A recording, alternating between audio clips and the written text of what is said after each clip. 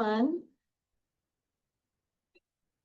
and welcome to week 18 of the Simple course. And today we're going to have our practice session with Nicole and Dr. Cleto, and Nicole and I will present the emotional regulation skills from the Green's Skills Workbook.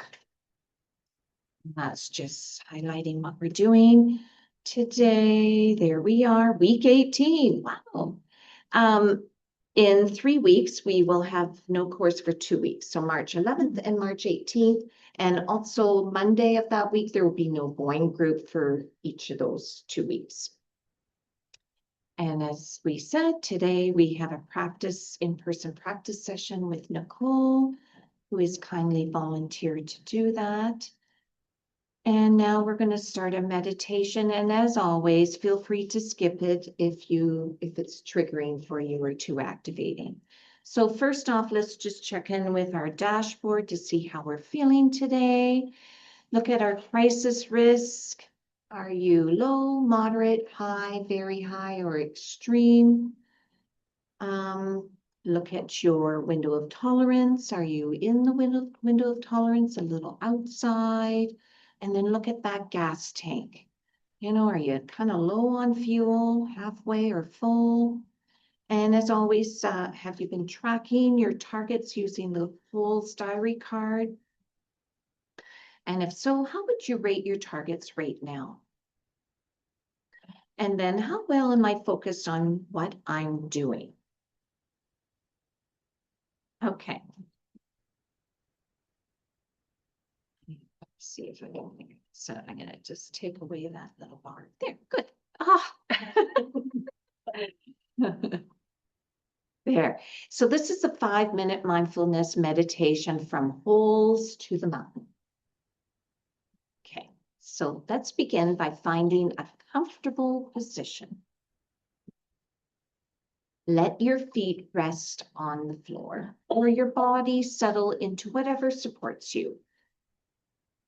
If it feels right, allow your eyes to close.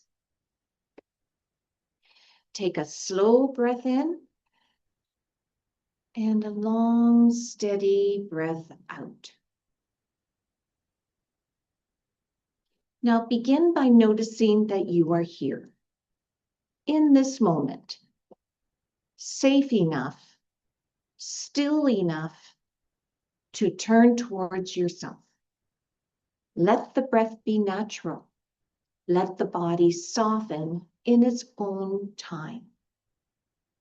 As you breathe, imagine a quiet path stretching out before you, the path of your life, unfolding step by step. Now picture yourself standing on that path. Notice the familiar holes, the emotional drops, the old patterns, the places you sometimes fall. Not as failures, not as flaws, simply as features of the terrain you've been walking for a long time.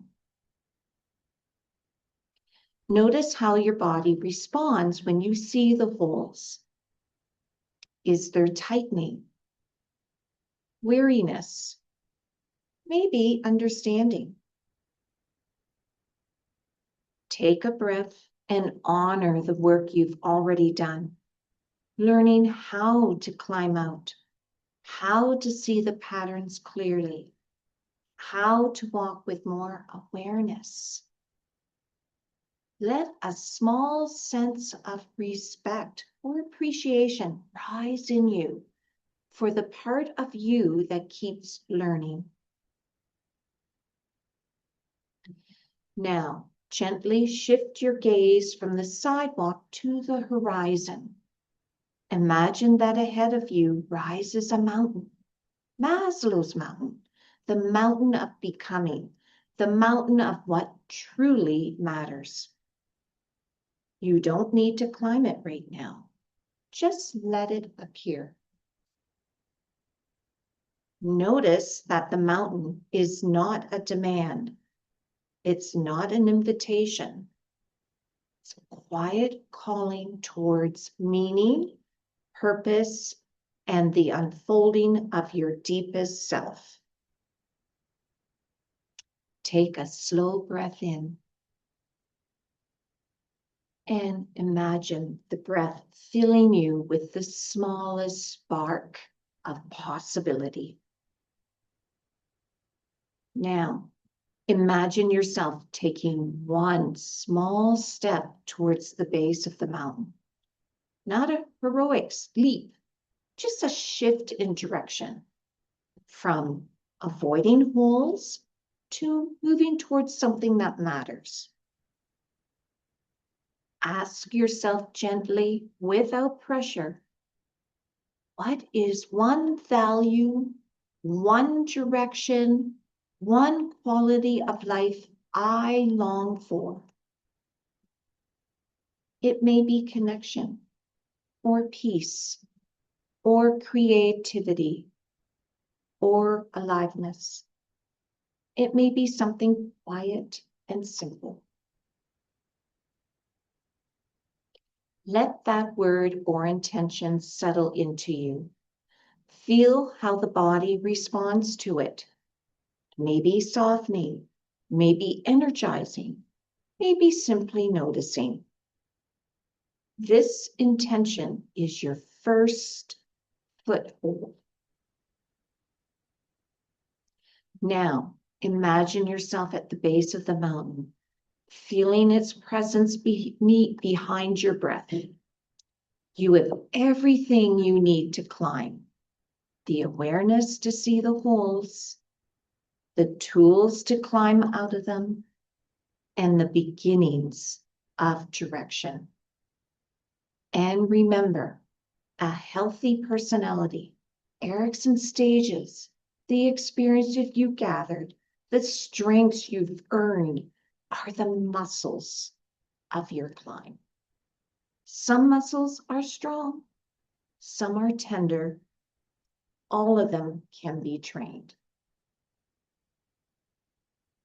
Take a breath in, and on the exhale, feel the strength of the climber within you. Steady, curious, capable of growth. Now, bring your attention back to your body in the room. Feel the weight of the chair, the support beneath you. Let one more slow breath rise and fall. And when you're ready, open your eyes. Carry with you this simple truth. You are learning not only how to avoid falling, but how to rise towards what makes life meaningful.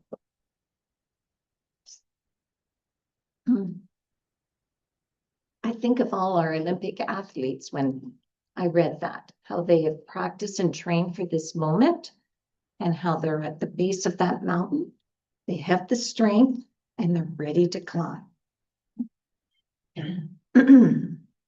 This is just some reminders about our homework from last week and what we're going to be doing. I'm not going to read all that in detail, but for next week, if anybody wants to take a picture, we encourage again to submit questions or comments to our email. We want you to read the Simple Manual session 22, please, and continue reviewing and practicing your crisis plans, diary cards, chain analysis, and rational mind remediations. And try doing the wellness assessment tool and choose your goals. Continue tracking all the skills you learn through using the DBT diary card or the checklist that we have and practice them. And review the homework habits checklist each week.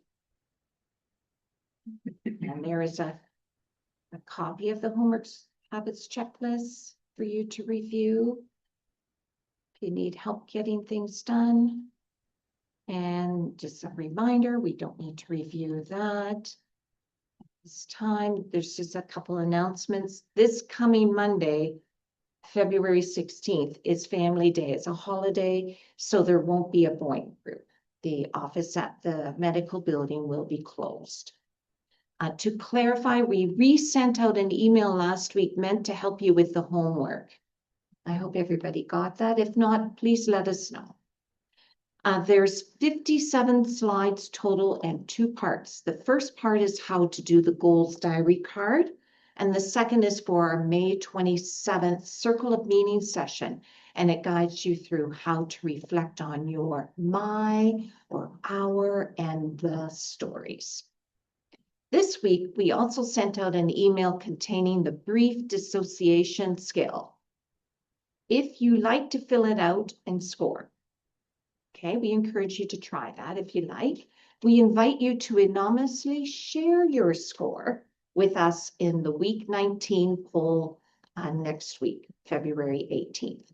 That session is on dissociation, and doing this skill may make the subject more relevant to you.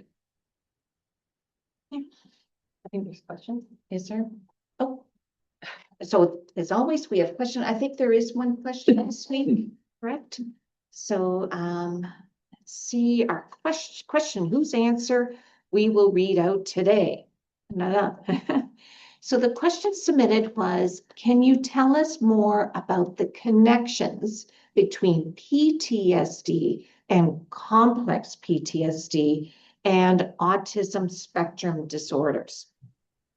So what we said is people on the autism spectrum experience trauma differently, making it difficult to diagnose. Autistic people compared to neurotypical are more likely to experience bullying, social exclusion, humiliation, sensory overwhelm, repeated misunderstandings, inappropriate discipline, and have educational and family experiences that feel intrusive or shaming. For many autistic people, trauma is especially linked to loss of predictability, betrayal of rules and expectations, or being punished for not understanding implicit social norms. This can produce persistent threat perception, even in objectively safe environments. These experiences may not meet a narrow definition of traumatic events, but can, for those people, be very traumatic, especially when they are prolonged and inescapable. The result is that people on the spectrum or having other neurodivergences may have PTSD even when they don't report an obvious overwhelming trauma. There is also an overlap in the symptoms of PTSD and autism, which may complicate a diagnosis. So there is a chart there that shows the PTSD features: avoidance, withdrawal, emotional numbing, irritability, sleep disturbance, and they can resemble those of autism spectrum, which people tend to have a preference for that structure and routine. They have a sensory sensitivity. They may have a flat affect. They may have meltdowns or shutdown, and they have long-standing sleep issues. In people on the spectrum, re-experiencing sensations that originally occurred during the traumatic experience may not look like classic PTSD flashbacks. Autistic individuals more often have sensory or somatic rather than narrative flashbacks. They may also reenact the trauma. Many autistic adults have difficulty identifying and describing internal states. They may simply say, "I just feel wrong," or complain of physical symptoms such as GI distress, headaches, and exhaustion. The result is that PTSD is under-recognized in people on the spectrum and often misdiagnosed as anxiety, depression, or just part of autism. There is also a higher risk of misdiagnosis in both directions.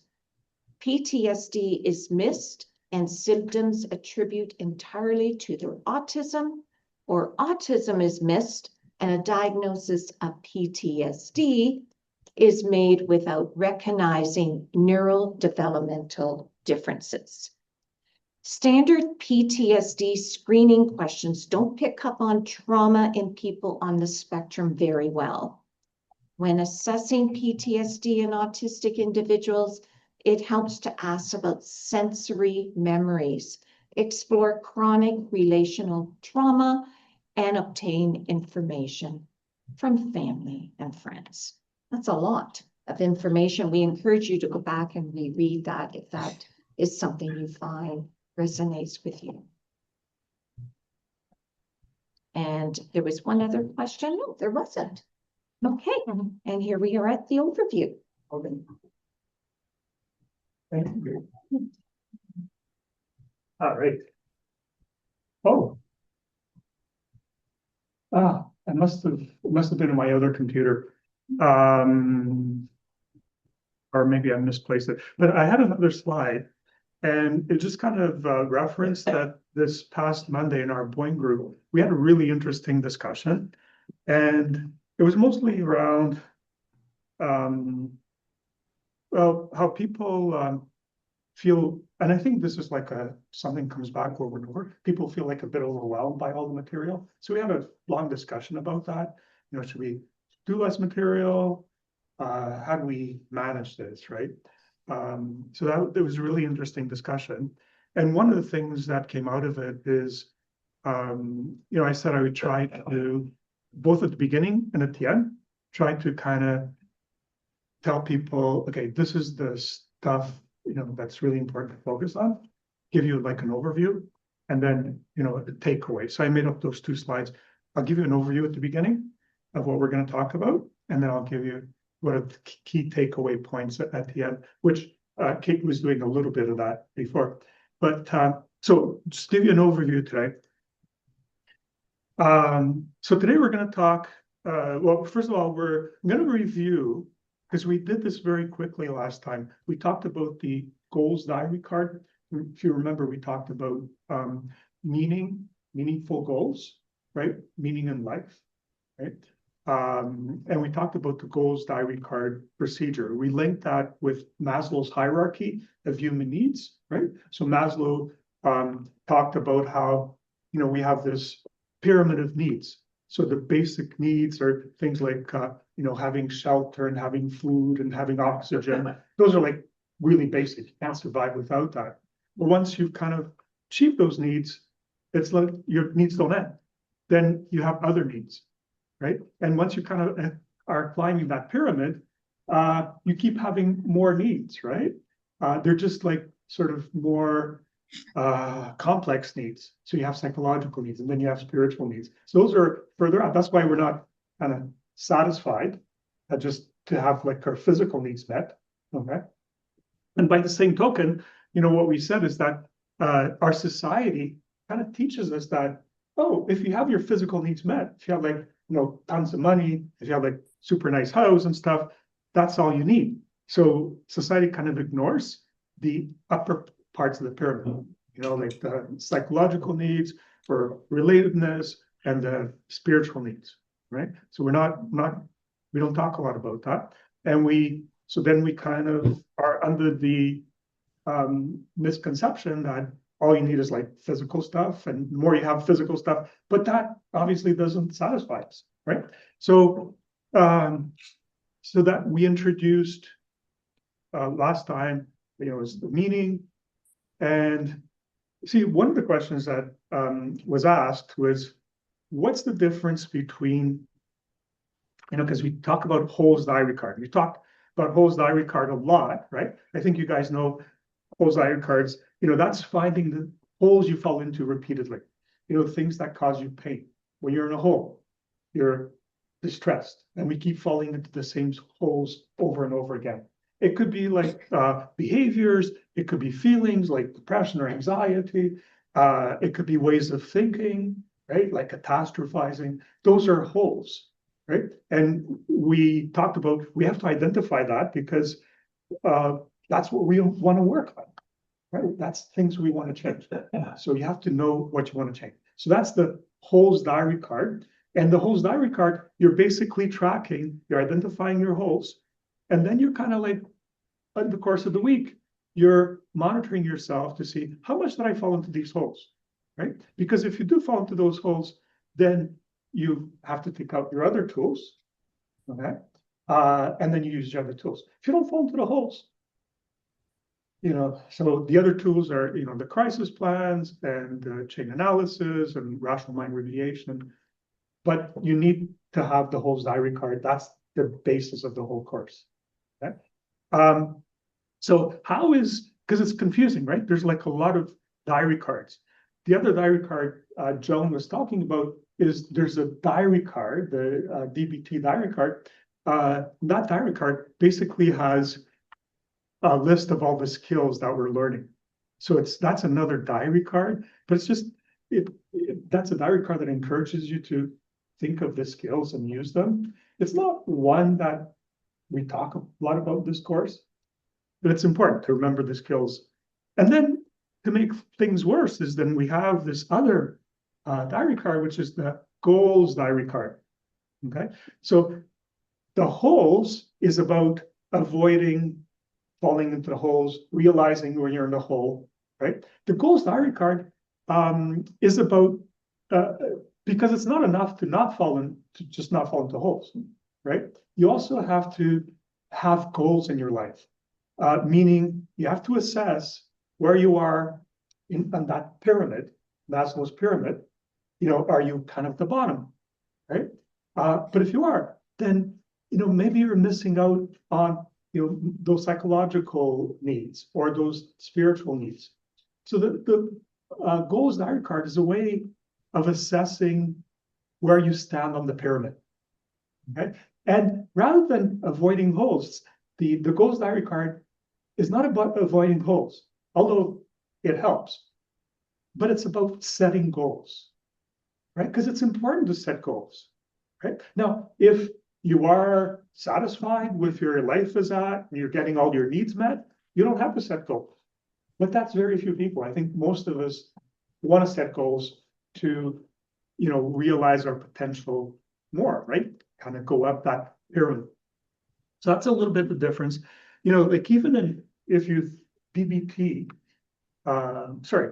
cognitive behavioral therapy, it also makes a distinction because in cognitive behavioral therapy, if you know a little bit about it, there's not chain analysis, there's the thought records, right? Thought records is a little bit like the holes diary card. It's about, thought records, when you fall into a hole, an emotional hole, thought record is how do you overcome that? You do a thought record. That's the basic tool, similar to holes diary cards, okay? But cognitive behavioral therapy also has setting objectives. No, it's not, I just blanked out. It has not behavioral experiments, the other one. So there's thought records, behavioral experiments, and there's, what's the third thing? It just went on my mind. It's not behavioral experiments. It's kind of like, it's setting goals also. Anybody? No, it's, I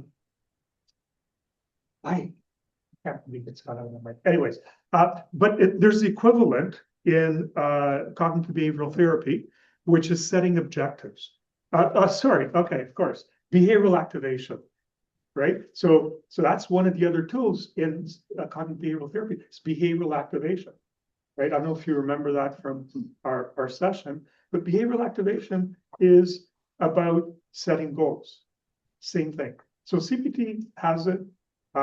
Our course, we have it. It's not just about not falling into the holes. It's also setting goals. Those are two complementary aspects of life. So that's a little bit of a overview just of what we talked about, goals diary card procedure, why we're doing it. So this morning, I'm going to quickly review how you do the goals diary card procedure because we went over it pretty quickly last time. And then I'm going to do a practice with Nicole, right? And so you'll have a chance to see how this actually works in practice. And this is like, at this point, I would recommend that you try that out, okay, and see what you find, the goals diary card procedure. Try it out for yourself. Okay? But we'll have a question period. So if you have any questions about this, you're welcome to ask us questions. So that's going to be the first part. And then Jonah and Nicole in the second part, they're going to have a double session. So typically we have like a single session of skills. Jonah and Nicole do the DBT skills, but today you guys are doing double session, right? So probably twice as much as you normally do. And, up to now, so we've covered the stress tolerance, right? The stress tolerance is about how you get out of holes, right? That's the stress tolerance because you're in a hole, you're distressed. And the stress tolerance skills are getting out of holes. Then we covered mindfulness skills, all right? So mindfulness skills is basically about being aware of yourself, being aware of your, from wise mind, of your thoughts, your feelings, your behaviors. So becoming more aware. That's what wise mind or the mindfulness skills are all about, okay? And today, we're going to start a new module. And I think we're covering the whole module in one session, right? Because we're starting and we're finishing it today. So what we're talking about today, Joan and Nicole, is emotional regulation. Okay, so if the stress tolerance is about getting out of the hole, okay, emotional regulation is staying out of the hole. Those are skills that you're not going to use. Staying out of the hole is important, not falling into the hole. But it's not about getting out of the hole so much staying out of the hole. That's what emotional regulation is about. That's what we're going to cover today. So that's a bit of an overview. Hope that was clear. It's clear.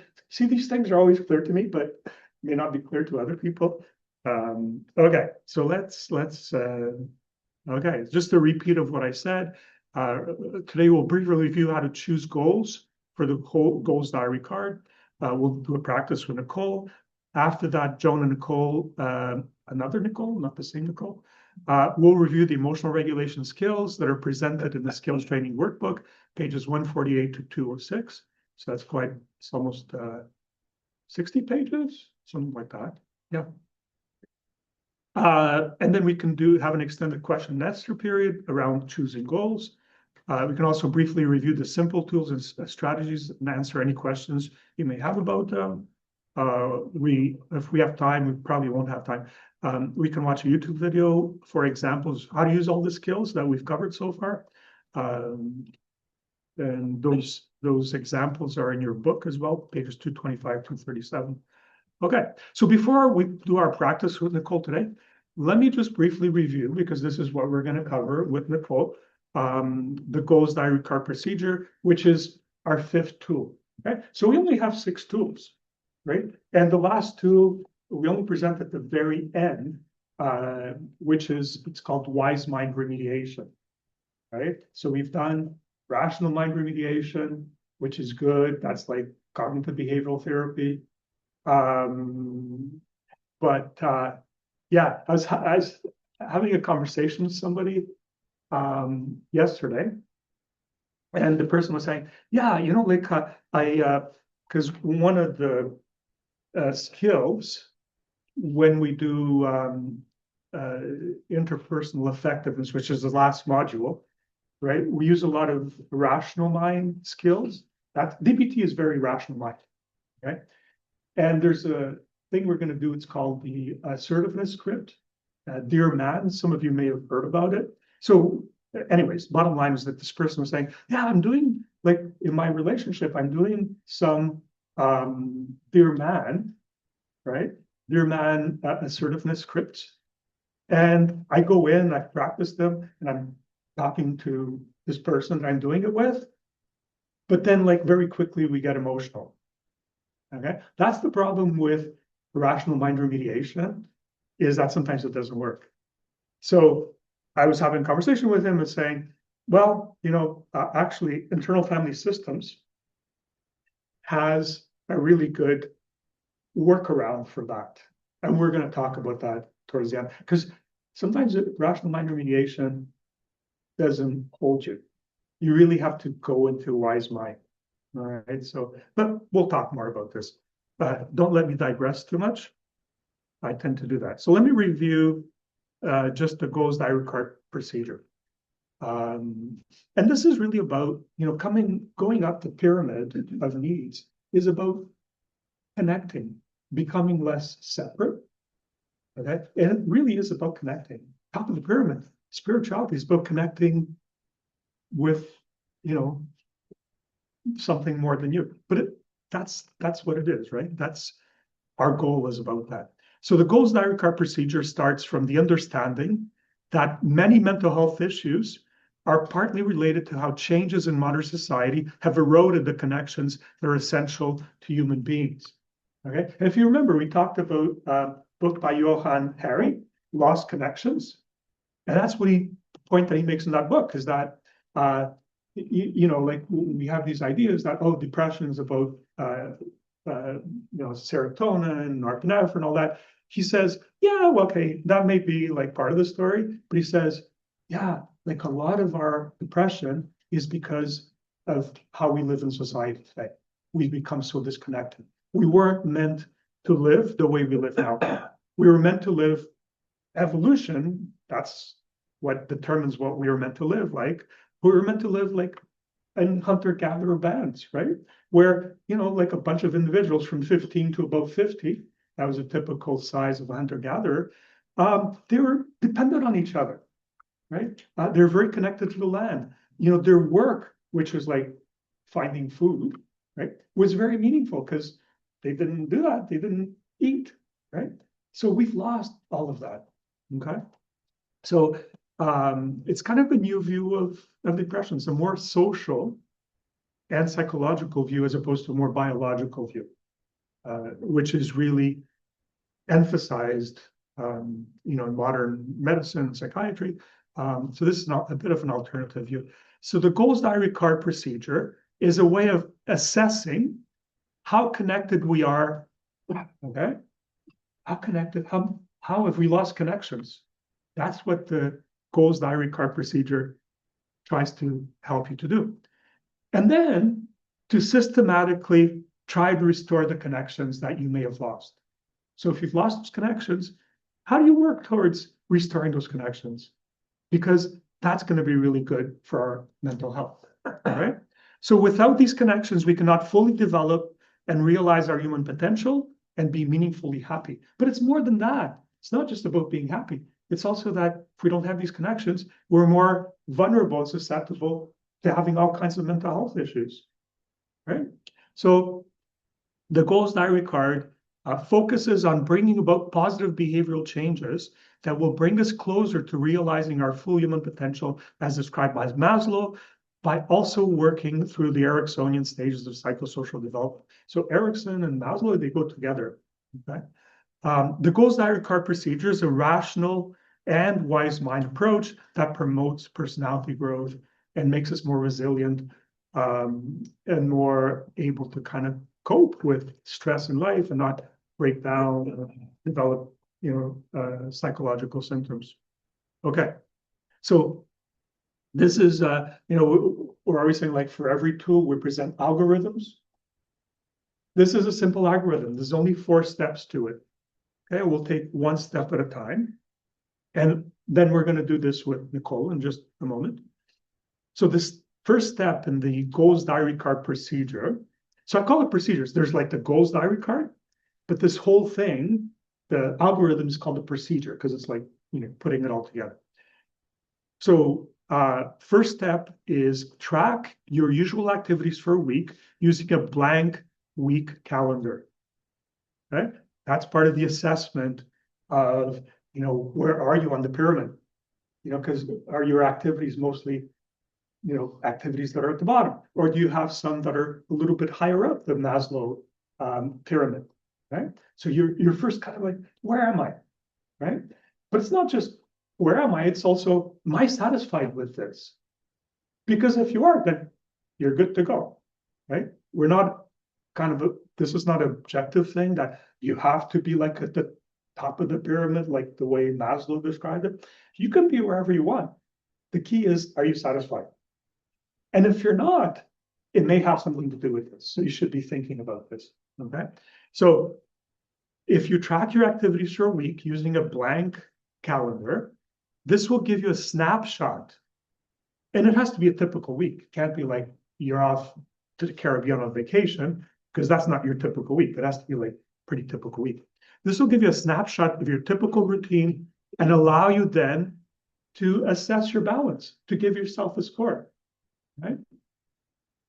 And what we ask you to do, and this is like a very kind of, 10,000 foot view, is we ask you to rate yourself 0 to 10 on, because there's these domains of wellness. I'll go into that in a second, but that have been identified, which means that when you look at people's subjective feeling, do I feel okay? All right. Usually it has to do with these 10 domains, right? If you're doing well in those 10 domains, you're going to feel probably pretty well, right? I'll go over what those domains are. So rate yourself 0 to 10 on each of Maslow's needs wellness domains. Okay, so let's go to that. So that's step 1. That's the blank sheet. Track your activities for a week.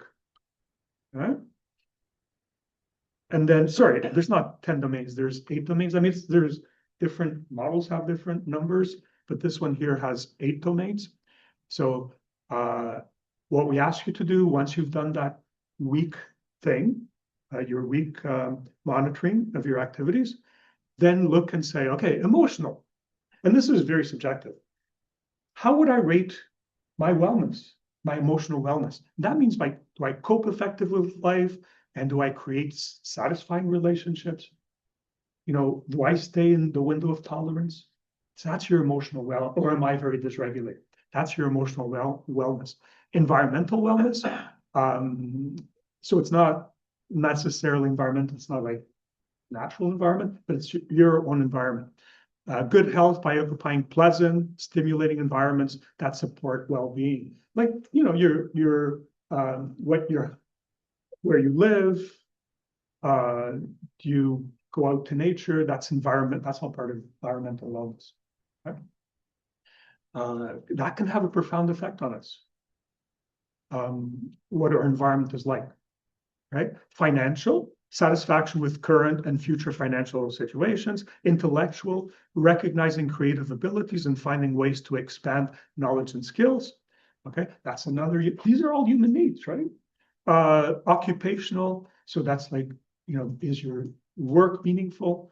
Personal satisfaction and enrichment from work, school. It doesn't have to be work. It could be like what you spend your time doing, right? You don't have to be paid for it. Physical, recognizing the needs for physical activity, healthy foods and sleep. So that's like, caring for yourself, all right? Social, developing sense of connection, belonging, and a well-developed support system. Right? And spiritual, expanding a sense of purpose and meaning in life. Okay? So those are domains that, when you look at your weekly activities, we ask you, rate yourself on these domains first. Right? Very subjective. It's not very objective. All right. So this is how you rate yourself on Maslow's needs wellness domains. Very subjective big picture assessment. And so for each area, we say, rate how satisfied or well-resourced you feel right now using, excuse me. I have a need for water right now. Pretty basic, but using a 0 to 10 scale. Okay, and I'm going to do that with Nicole because she did this, right? So 0 is not at all, very distressed, severely lacking in each of these domains. 5 is mixed, adequate, could be better. And 10 is thriving, deeply satisfying, well supported. And there's no right or wrong answers. This is about your own experience. And you don't have to show this to anybody. This is for you, right? This is your own assessment. So we talk about Again, going over that, emotional wellness, how well am I able to understand, express, and regulate my emotions? Do I feel balanced, resilient, able to cope with stress? 2, to what degree do I feel my life has meaning, purpose, or connection to something larger than myself? This may include faith, values, nature, awe, sense of belonging. Rate yourself 1 to 10. Physical wellness, how well am I caring for my body and feeling physically healthy and energized? Involves things like sleep, activities, movement, exercise, nutrition, pain management, taking care of your medical issues. Again, you rate yourself 0 to 10. Social wellness, how supported, connected, and understood do I feel by others? Quality of relationships, not quantity. All right. Again, rate yourself 0 to 10. Financial wellness, how secure and in control do I feel regarding my finances, ability to meet needs, manage stress related to money, plan ahead. Occupational wellness, how meaningful, manageable, and aligned does my work or daily role feel? Could be paid work, could be caregiving, could be volunteering, could be other life roles. Intellectual wellness, how engaged and stimulating do I feel mentally? My learning stuff, how's my curiosity, creativity, reflection, and growth? And then environmental wellness, how supportive and calming is my physical environment? Okay. My home, my workspace, my neighborhood, do I have access to nature? Is my environment safe? And is my environment in order? So things like even making your bed in the morning, okay? That can make a big difference, okay? You don't make your bed? We're leaking. Oh, you're leaking, okay. I just heard, I thought you were, okay. I heard you laugh, you thought when I said about the bed. It's like, okay. All right, so now the other thing that is the ninth item, and the ninth item is kind of the opposite, because these are all goals. But the ninth item is something that today very, very commonly gets in the way of you accomplishing your goals, which is how much time do you spend each day in unproductive activities or maladaptive coping? Because obviously, if you spend a lot of time, and the big thing today is like just playing video games or doom scrolling or using social media, because sometimes people spend hours and hours, which then doesn't leave you time to set goals, because that's unproductive, right? Now, I'm not judging. If you're satisfied with that, that's okay. But we ask you to assess that as well, okay? So then step 2 is we ask you to complete the wellness assessment tool. And I'll show you the wellness assessment tool. So the 8 domains is kind of the 10,000-foot view. The wellness assessment tool is like getting down to nitty-gritty and really looking very specifically at your life, right? So complete the wellness assessment tool and then choose 1 to 3 proximal activities for your goals. Okay, consider which, and I'll explain what that means. Consider which of your Maslow's needs are met and which of your hierarchical stages you've mastered. Okay, so the wellness assessment tool, that's, you should all have that in the homework, right?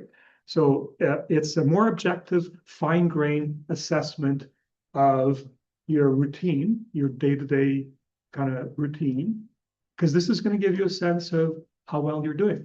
It's kind of the same thing as the 8 domains, because these are the 8 domains, but it really takes you into the nitty-gritty.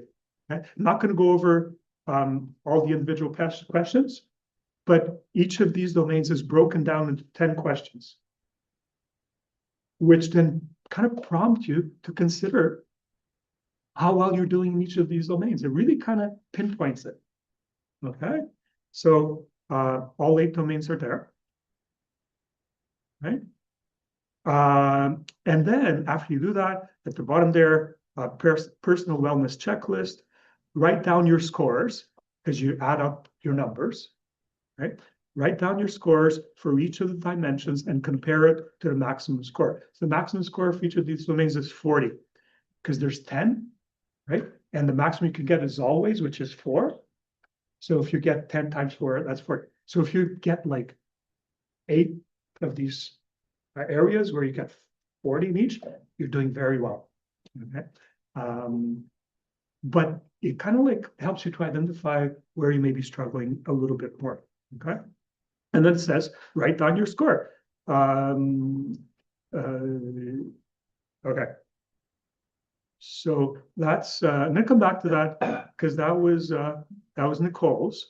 I hope you don't mind that I put it up there, Oh, okay? it changes every day. Yeah, it does change every day. And over time, it changes, right? But when I'm going through this with Nicole, I'm gonna actually put the slides up there so you can follow, so you know what we're doing. So the third step is, so the second step is come up with all these areas, and then what we really want you to do is like, you're not going to focus on everything. You can't do can't set 5 goals at the same time. So you have to start with tiny little steps. So you look at what is most proximal, means most important to you and most achievable. So important and achievable, right? And it doesn't matter. And then you pick one thing that you think you can do. And then the goal is to just move one number up.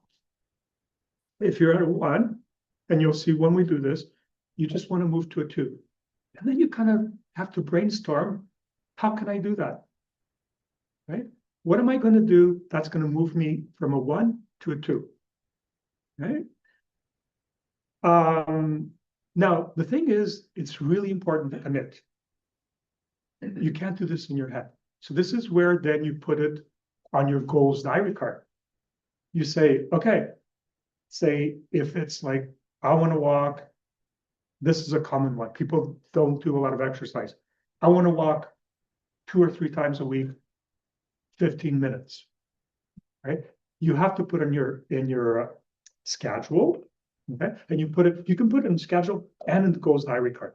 Just, they're the same thing, right? But it's like a way of committing. And when we're doing, if you're doing this with a mental health professional, right? One of the things that we do is like, we check this whenever the person comes back, we check with them, okay, did you do it? It's holding somebody accountable. That's really important. You can't just do this once and then you kind of put it in your drawer and you forget about it. You have to continue. You have to persist at it. And it's always like, I think it's helpful if you have somebody you can do this with, that you can keep it accountable for, right? Yeah, this was one of the things, and I'll go to the practice in just 1 second. I know I'm taking up a lot of time, but this is one other thing that came up on Monday in our discussion. What we said, and this is very kind of enlightening for me, because this is what people were saying on Monday. They were saying that, they find this course helpful, but they find that it's heavy on theory. We give you a lot of theory, right?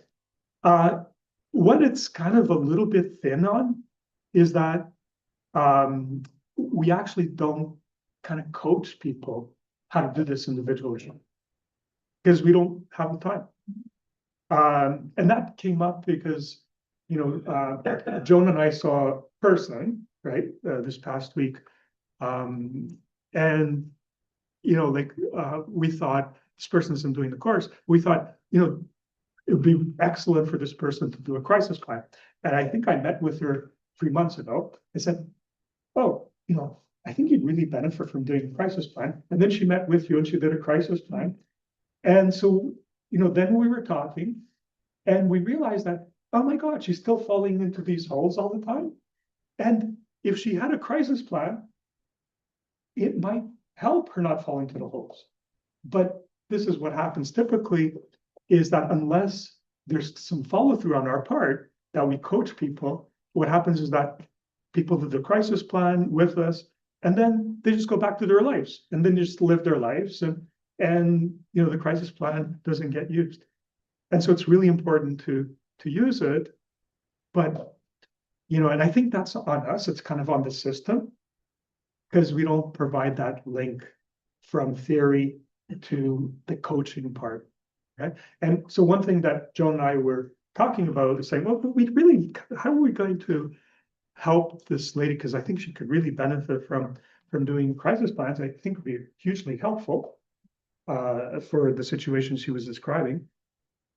And we were thinking, like we have to get really creative with this. So I was thinking, maybe even using AI. If we could prompt AI to do crisis plan with her and implement the crisis plan.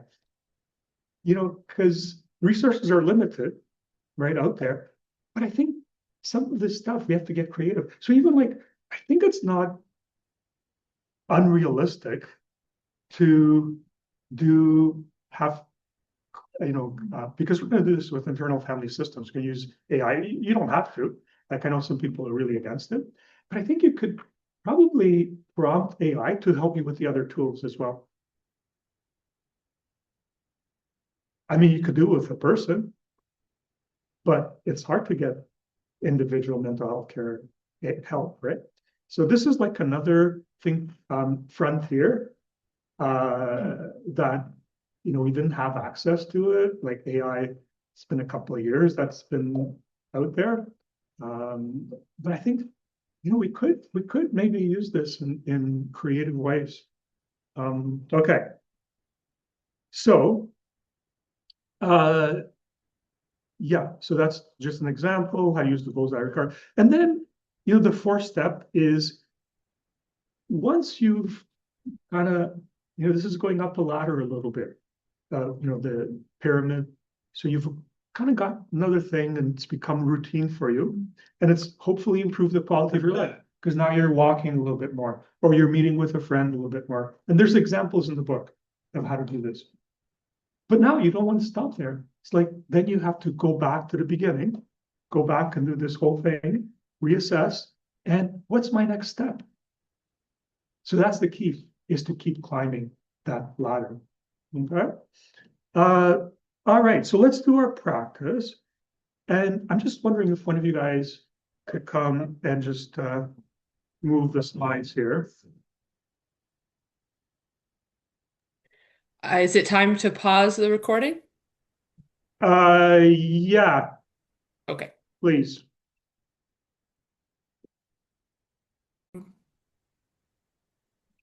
Okay, welcome back, everybody. Today we're going to present the emotion regulation skill module. And as Dr. Cleta said earlier, we are combining 2 sessions into one. Last year we divided, there's 9 skills, and last year we divided them into over 2 sessions. Today we're going to do it all today. So if there's a flash quiz at the bottom there, name the 2 sets of skills we've already covered. Anybody know? 2 modules of the 3 DBTs. Anybody? Yes. Distress tolerance and mindfulness. Yes, that's right. So distress tolerance was the first module. Then we moved on to mindfulness. And now we're going to move into the 3rd module, emotion regulation. And then finally, the 4th module will be interpersonal effectiveness skills. So a lot of people wonder, well, what's the difference between DBT's distress tolerance and emotion regulation skills? Like it sounds like they're very similar.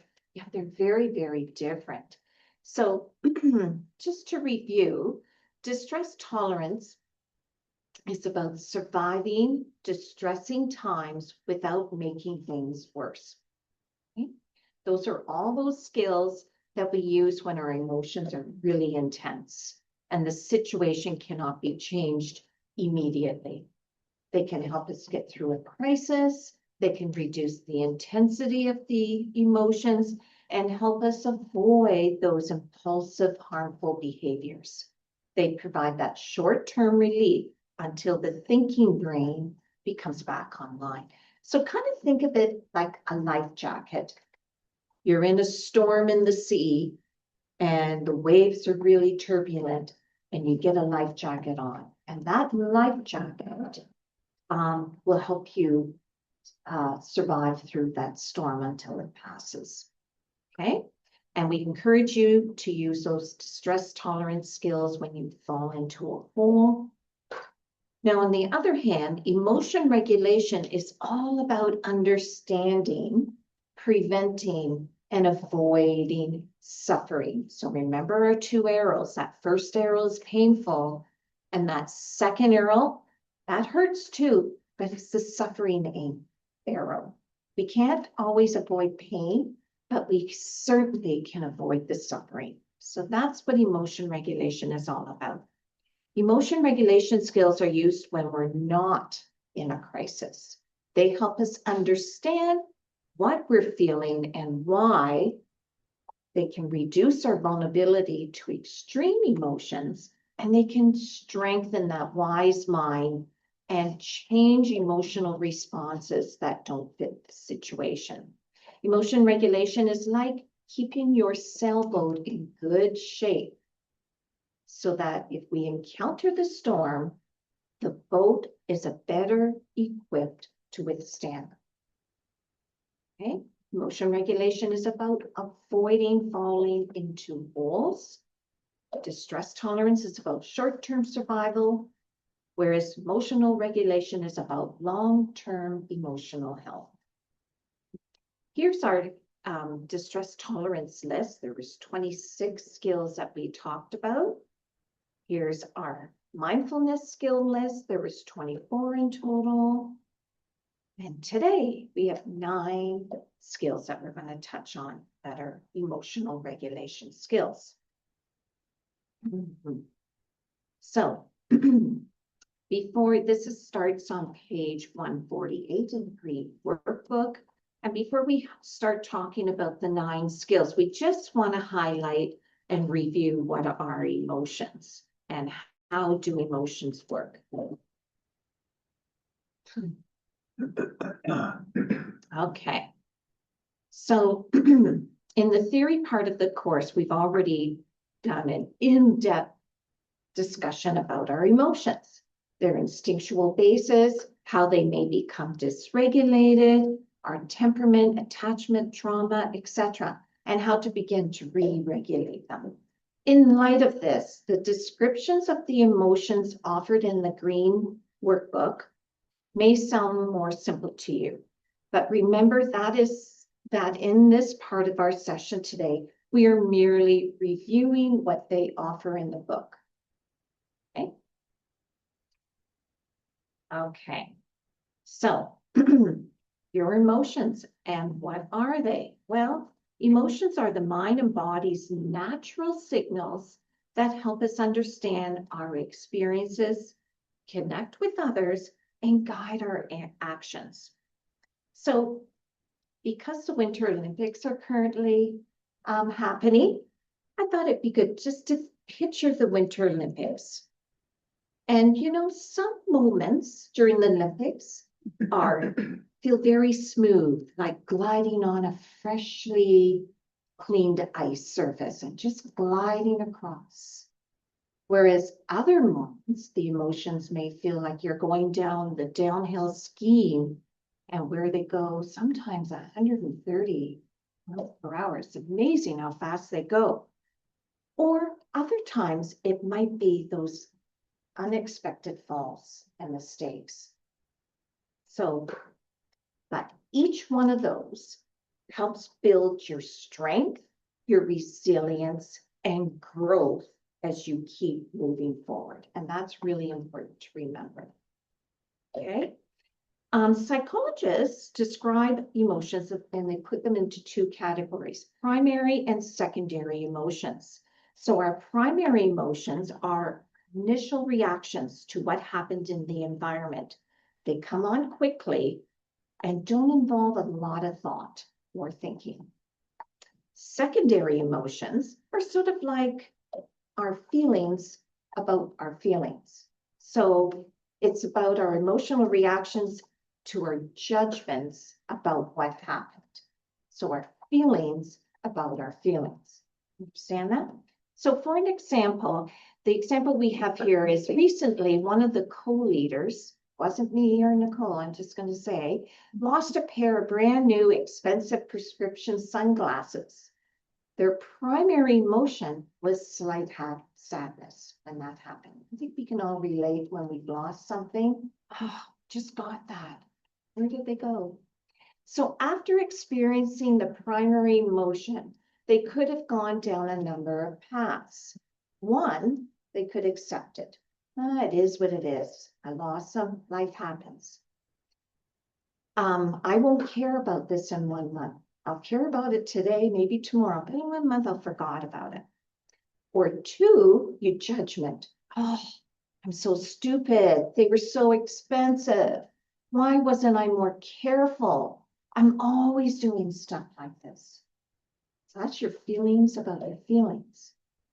Three, another judgment.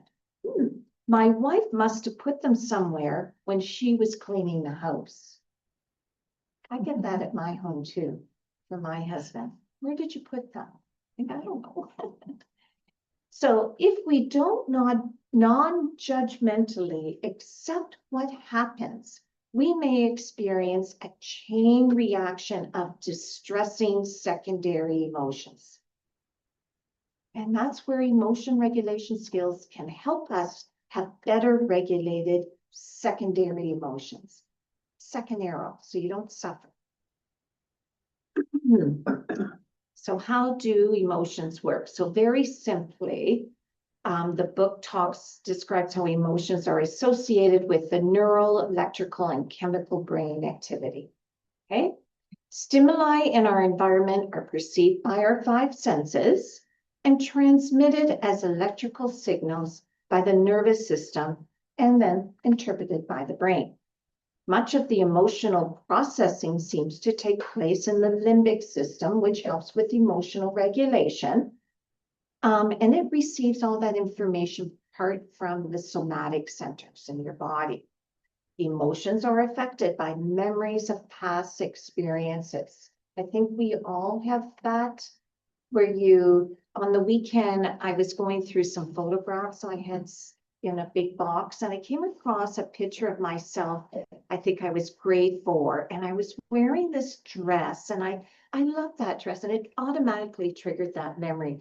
I don't know if any of you are my age would know and watch the show Family Affair on TV with Buffy and Jody were the little twins.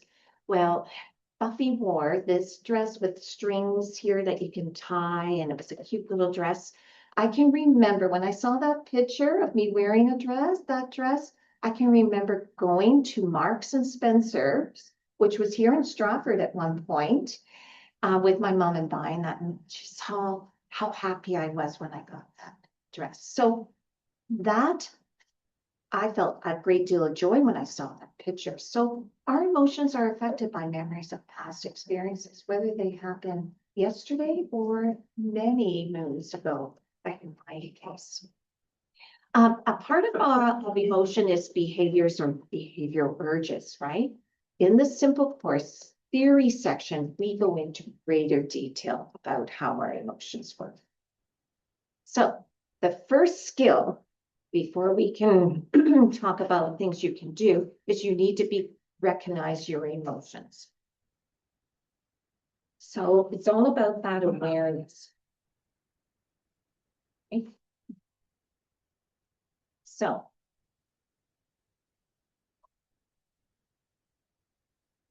intense emotions, like we've used this analogy before, the metaphor of the giant ocean waves. They may seem irresistible and we may feel unable to do anything about them, right? If, however, we foster that wise mind which observes rather than acts on the emotions, we may be better able to influence our emotions. So first thing you have to do is we must recognize that our emotions are strongly activated and observe our feelings and thoughts and behaviors. So we need to slow things down. We need to step outside of our emotions. We need to give space so that we can recognize more what is going on. And it's really helpful if we can incorporate those simple tools like the chain analysis, okay? And then using the editing, splicing, and pasting technique to edit the videos from your past, okay? So remember, chain analysis examine past events, emotions, thoughts, and behaviors allowing us to develop a deeper understanding of our emotional reactions and how they impact our thoughts and behaviors. And once you become more aware, then you can make healthy changes. So in the book, they give you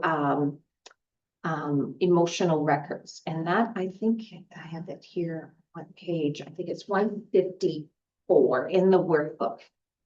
And I'll just highlight this, but we do suggest, for simplicity's sake, you stick with the chain analysis tool because it's very similar, and that's what we really want to encourage you to keep practicing.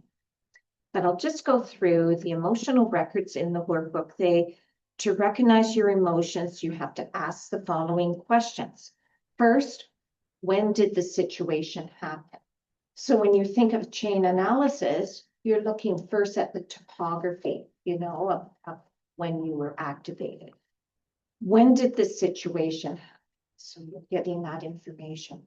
What happened? Why do you think it happened? And then how did the situation make you feel emotionally and physically? In a chain analysis, we also look at our thoughts. How did it affect your thoughts? And then, as in chain analysis, the emotional records also want you to look at your behaviors, your urges, and how you responded. Okay, so what did you do and say? And how did your emotions and actions affect you later? So that's really key to reflect. So emotional records allow us to label our feelings. And one thing I really like that the book suggests is saying your feelings out loud, because it can highlight your emotion and deflate distressing feelings. In the group that Nicole and I teach, this Fortin Education group, we present a cognitive diffusion technique that kind of ties into this. So I thought we could practice for a couple of minutes. It's called milk, milk, milk. I'm not sure if anybody's heard of milk, milk, milk diffusion technique. So think of the glass of milk. I think we can all do that. Maybe it's really, really cold. You poured it in a glass and you could see all the bubbles on top. You could see it's frosting on the outside because it's so cold. And you look at it, you see the creamy white color of it. And you can almost imagine what it tastes like, whether you like milk or not. But in this, when you diffuse that, I want you to say milk once, thinking that it's really got a strong feeling, doesn't it? Might trigger some strong emotion. But let's, for 10 seconds, they suggest 30, but we'll just do it for 10 seconds. I want you to repeat the word milk 3 times repetitively for 10 seconds. So together we say milk, milk, milk, milk, milk, milk, milk, milk, milk. Anybody notice what happened to that word milk when you said it repetitively like that over and over? It kind of loses its intensity, kind of loses the meaning, kind of even sounds a little bit silly if you say it enough. Well, you can use that sort of similar technique to help you when you're saying your feelings out loud, especially those intense, painful emotions. So for an example, you've made a mistake and you're beating yourself up. She goes, oh, I'm stupid. So you can, to help you diffuse that intense emotion, say that word over and over again for, 20 to 30 seconds. Stupid, stupid, stupid, stupid, stupid, stupid, stupid, stupid, stupid. And trust us, by the end of that, you'll be out of breath maybe, but it'll lose the intensity. It can really be helpful. So that's one suggestion I liked from the book.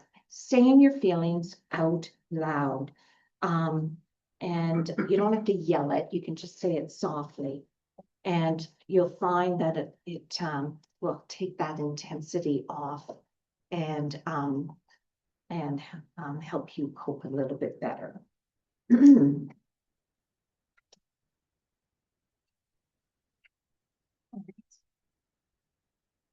The second skill we're going to talk about is overcoming barriers to healthy emotions. So once we start to observe our emotions, we can try to notice how they influence our behaviors and our thoughts. So you can see those 3 circles there. Thoughts create feelings, feelings create behavior, behavior reinforces the thoughts. So you can see how cyclical and how connected all those 3 are.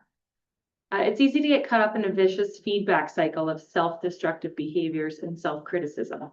There are also virtuous feedback cycles between healthy behaviors and positive self-statements. I don't know about you, but that one takes a little bit of practice for me. I feel like the negative ones, we really kind of like it's basically stuck to us, but those positive ones don't come as often. It's probably because we're not self-aware and actually doing these practices. So cognitive behavioral therapy and rational mind remediation work to change negative thoughts and behavioral cycles to virtuous ones and consequently influence emotions positively. So an example using the thoughts, feelings, and behavior. So the situation, and I know I'm guilty for this, and now that most people have cell phones, maybe you are too. So you've texted a friend. You see they read the text because most cell phones tell you if they got it, but they haven't responded, right? And it's something really important, right? So you're like constantly checking your phone. Oh, someone else messaged me, or I got an email. Where's that text from my friend, right? The thought, oh my gosh, they're ignoring me. They're not happy with what I said. They're mad at me, right? And then you just sit on that, right? The feeling, anxiety, sadness, maybe frustration, anger, behavior. Maybe you just not talk to them. You withdraw. You overthink about it all day. I'm a ruminator. I'm guilty for that for sure. So the positive swing on that might be, you know what, they probably forgot to message me back. I know I've done the same thing. Somebody has messaged me and I got distracted with other things. And by the end of the day, I'm so sorry. I know this was important. Got busy and distracted. It's on me, right? So the feeling might be more calm, more neutral. And your behaviors, you can go on with your day. You know what, I'll catch up with them later, right? So DBT skills help you slow down the chain so negative moments don't automatically turn into negative outcomes. So emotions and behaviors. So emotions, thought, behaviors, and physical sensations are all connected. Intense distressing emotions often lead to intense behavioral reactions, such as self-destructive behaviors, which then lead to more self-defeating thoughts and behaviors. People often get stuck in these self-harm vicious cycles because they are rewarding and that they temporarily relieve the intense emotion. We are likely to repeat behaviors when they are rewarded. This is true for both self-destructive and healthy behaviors.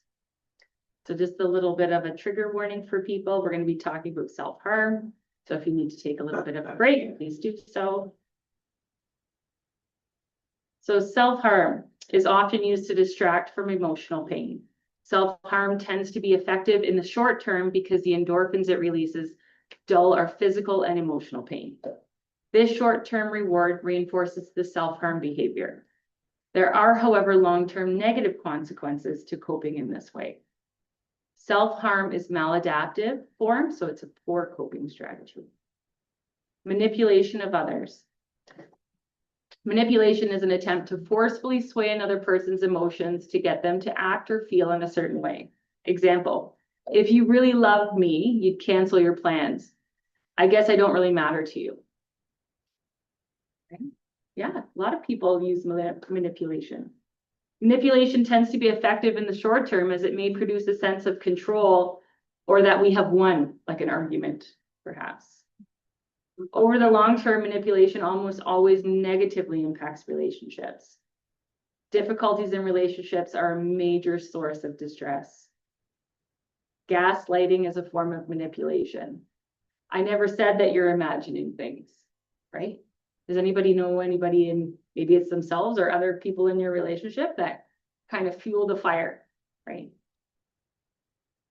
So recognizing our self-destructive behaviors. So on page 171 in the green workbook, there's a great exercise that you can do.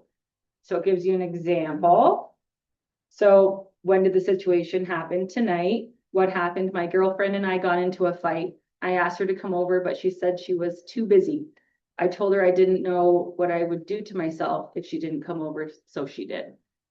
Right? So that's the example. There's a couple more topics there. And on the next page is an empty one for you to work through as well. So this exercise allows us to identify the self-destructive behaviors we engage in and to consider the ways in which they are rewarding.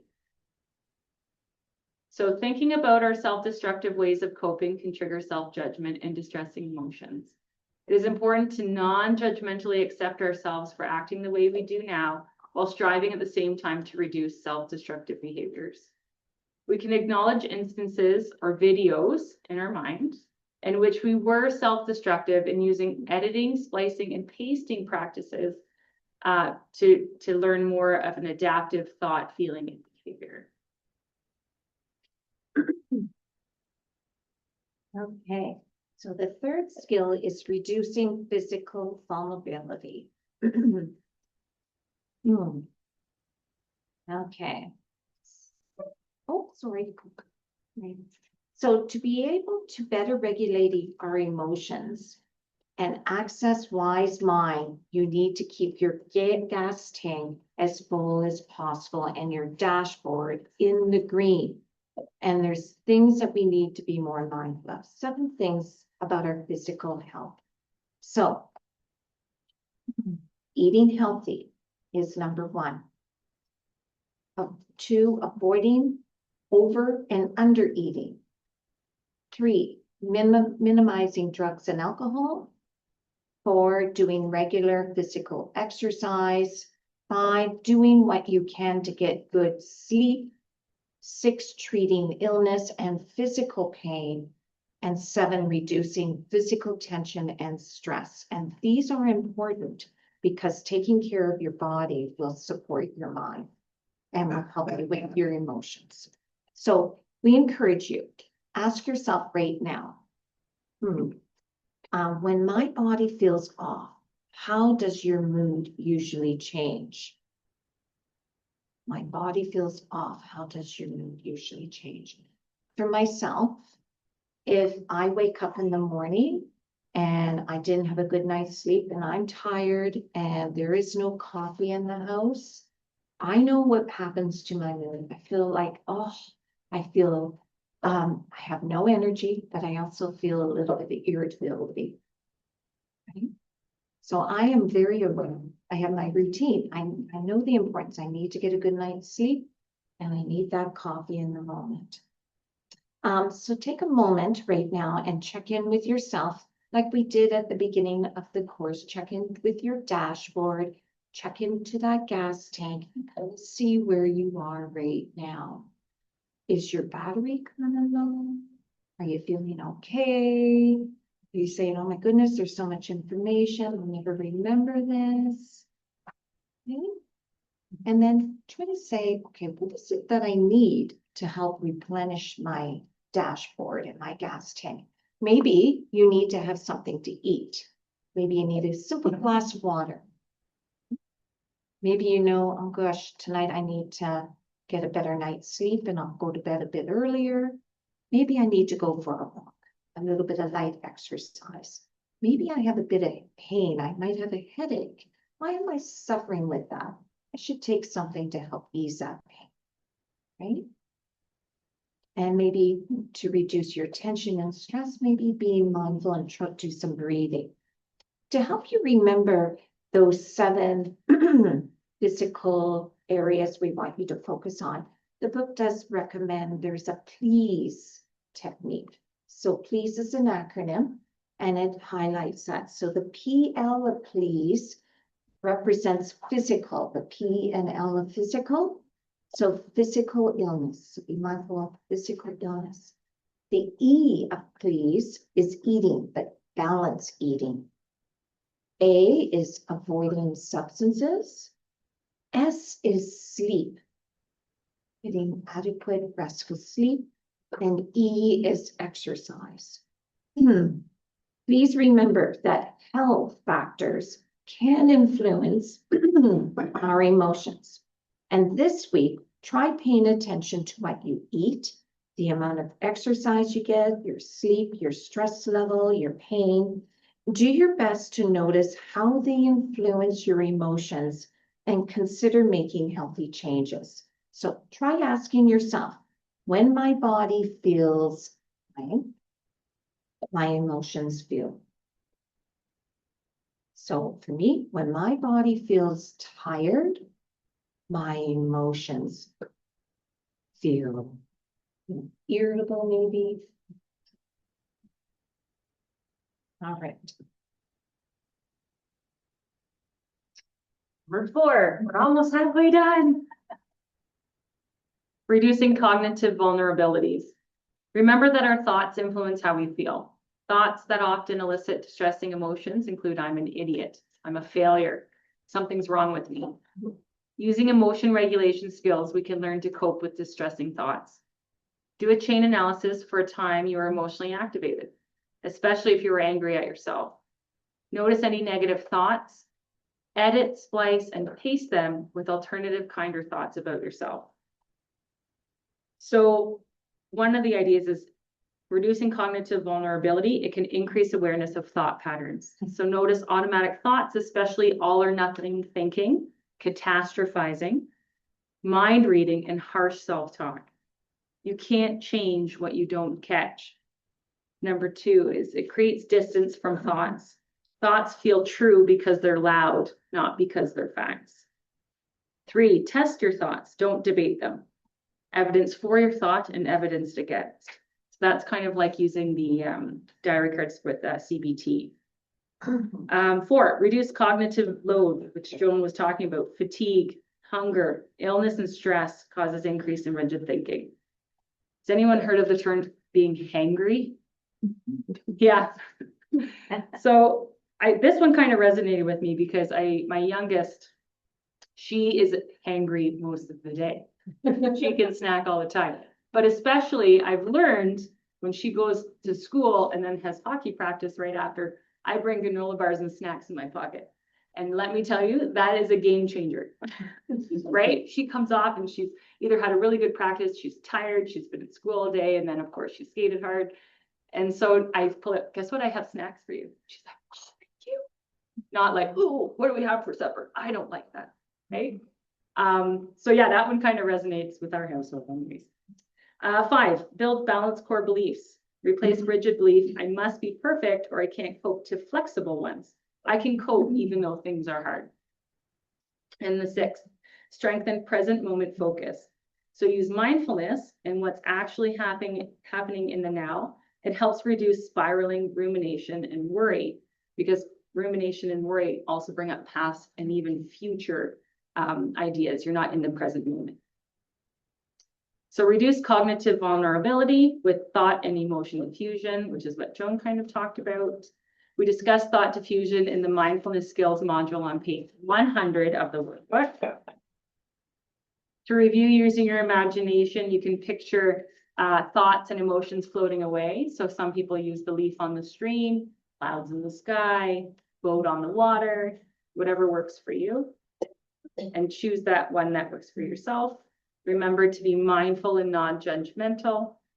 And with coping thoughts. So coping thoughts soothe emotions and remind us of our strengths and successes. We discuss coping thoughts in the distress tolerance module, page 50 of the workbook. Select a few kind coping thoughts that work for you. Mistakes happen. Nobody's perfect. This too shall pass. I'm strong and I can deal with this, etc. Try to use them regularly. We can reduce our cognitive vulnerability by balancing our thoughts and feelings. Sometimes we get stuck filtering our own thoughts. Filtering thoughts means we focus on only part of what's happening. So filtering out the positive and focusing on the negative. Example, you give a presentation at work, like today. Afterwards, several colleagues come up to you and say they learned a lot, appreciated your clarity, and enjoyed your examples. But one person makes a small critical comment. You went a little fast on the last slide, filtering thought. Instead of holding both truths, that most feedback was positive, and there was one constructive comment. You focused only on that criticism and tell yourself, I messed up the whole presentation. I'm terrible at this. So balancing our thoughts and feelings requires us to look at the bigger picture by looking for evidence that goes against our distressing thoughts and feelings. This can be done using thought records or rational mind remediation. So increasing positive emotions. We talk a lot about positive mantras to encourage positive emotions. This taps into that. So can you think of one small thing in the last week that made you smile? Just say to yourself, one small thing that made you smile. Me? It was yesterday. Yeah, yesterday morning. I watched again the Winter Olympics and I saw Canada win that silver medal in the short track mixed speed skating event. Boy, that was so exciting. They tried their hard. There was a lot of, you see how everybody was so happy. We were cheering. That was our first silver medal. I was really pumped. So that is one thing that made me really smile this week. In DBT, we don't just reduce negative emotions, we build positive ones on purpose. And why do we do this? Because positive emotions builds resilience, helps us recover from stress faster, and can increase our motivation and increase connections with others. Here's a quick poll. Do you think positive emotions happen mostly by A, luck, B, others, or C, intentionally building them? It's C, right? C, intentionally building them. So to be emotionally well regulated, we need not just to cope with the distressing ones, those negative emotions, we also need to foster our positive experiences and emotions. It's easy to overlook the positive and focus on the negative that leads to distressing emotions. And Nicole talked about that when giving the presentation. One constructive comment amongst all the positives can really stick out for you. So we need to focus more on the positives. So one way to help foster positive emotions is planning positive, pleasurable experiences and activities. So way back in module 1 in the Green Book, on page 18 and 20, they gave several pages of the big list of pleasurable activities, just to prompt, if you're struggling to find something that brings you joy, that can be helpful. And then there's a log that you can use on page 184 and 185 to reflect on how these activities influence your emotions, okay? Now, remember, pleasant does not have to be expensive. Pleasant does not have to be a big event. It can be a simple thing, like listening to music, going for a walk, drawing something, texting a friend. And when you feel that pleasurable activity, don't rush it, savor it, notice it, name it, and spend time in it. So the nice thing about the Winter Olympics, they have the live events in the morning, but then you can watch the tape version in the evening. So I got to watch that speed skating silver medal race later on in the day because it just brought me so much joy. So that's savoring in the moment.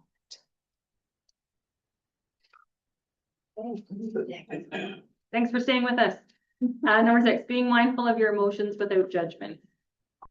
So being mindful and non-judgmental of our emotions reduces the chance that they will increase in intensity and become overwhelming. Try the being mindful of your emotions without judgment exercise. That's on page 187 of the Green Workbook. When you realize you are judging your emotions, use the imagining letting go technique on page 188 of the workbook. For example, imagine placing the judgment, which we talked about, you're making on a leaf and letting it float down a stream, maybe around a bend and then out of sight. Joan and I also found if the thank you mind technique is you could take your judgment and just let it go out of your hands. A lot of people find that is helpful as well. So noticing and letting go of your judgments about emotions requires practice. and involves several steps listed in the workbook on page 188 and 189. And you certainly can record your voice if you do have a cell phone, if you find that closing your eyes and having someone direct you through the exercise is more helpful for yourself.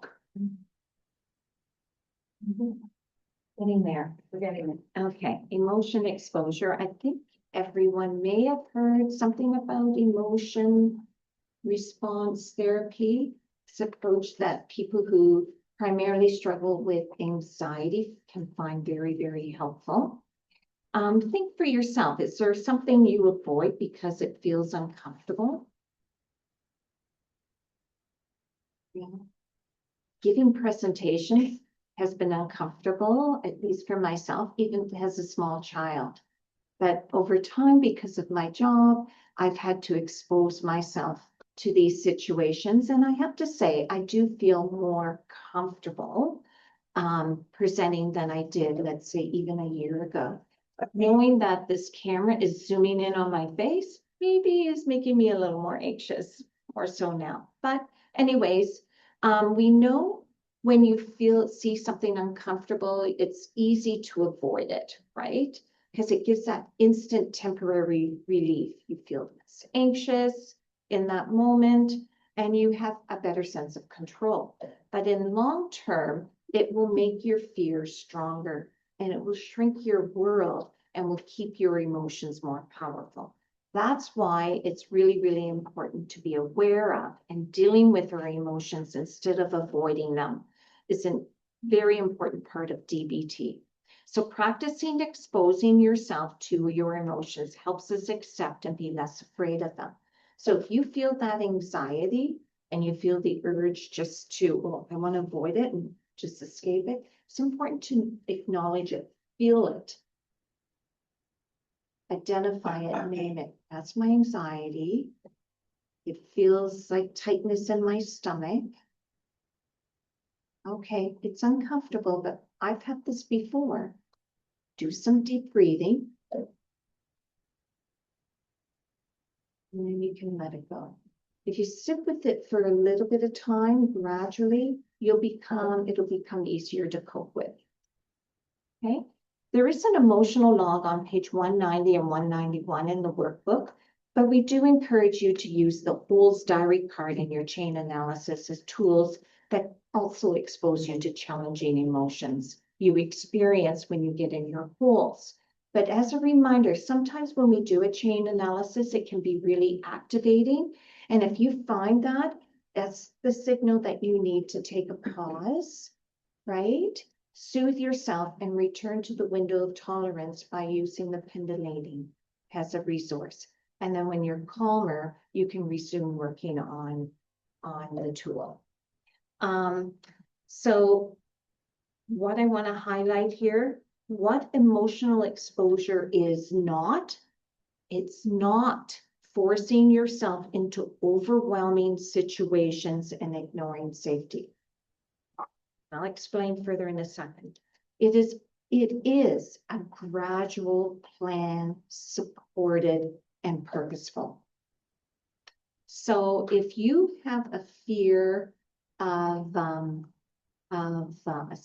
social anxiety and you rarely leave the home, and one day you say, I'm just going to go out there, I'm going to go to the grocery store, it's Saturday afternoon, it's really, really busy, the parking lot's full, and you expose yourself from not leaving the home to a busy social setting like that, you're going to really become quite overwhelmed to the point where your anxiety be so high, you might have a panic attack, and then it just says, oh, I can never do this, and you'll never attempt it again. Instead, it's important to do something really gradual and slow.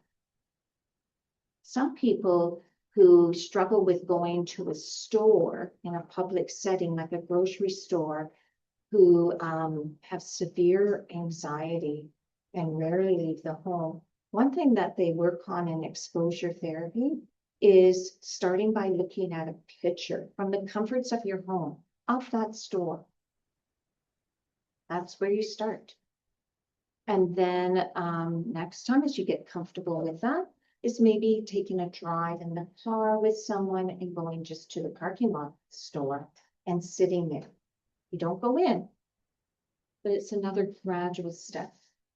And then maybe getting out of the car, going to the front door of the store, that could be another step.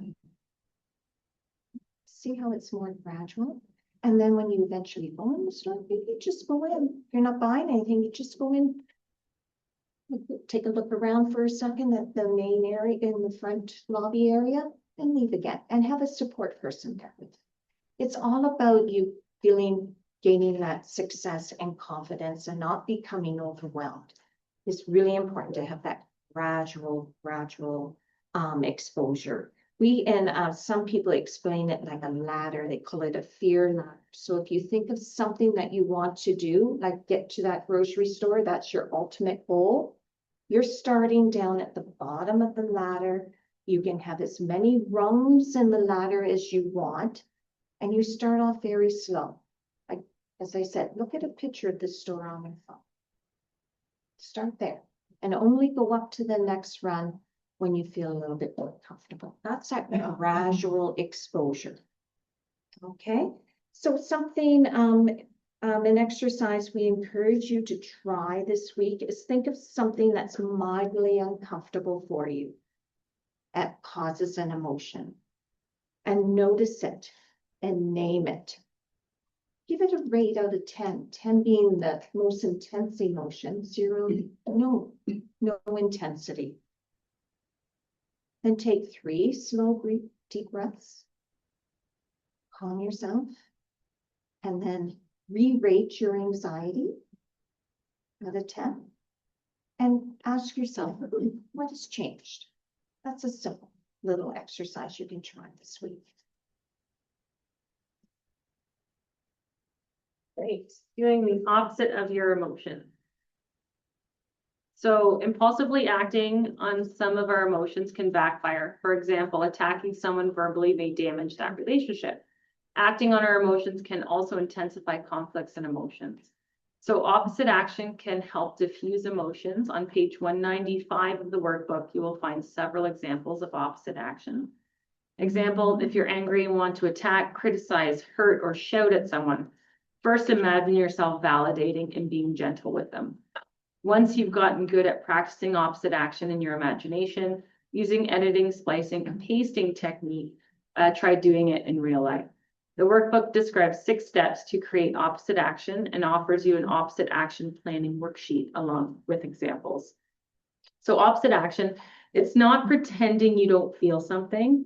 It is acknowledging the emotion and choosing a different action on purpose. So when to use it? The emotion doesn't fit the facts, or the emotion fits the facts, but acting on it would make things worse. So the first part is like name the emotion, notice the urge, and choose the opposite action, and then going all in. So it's not just saying, you know what, I'm angry, I feel like yelling, withdrawing, and attacking.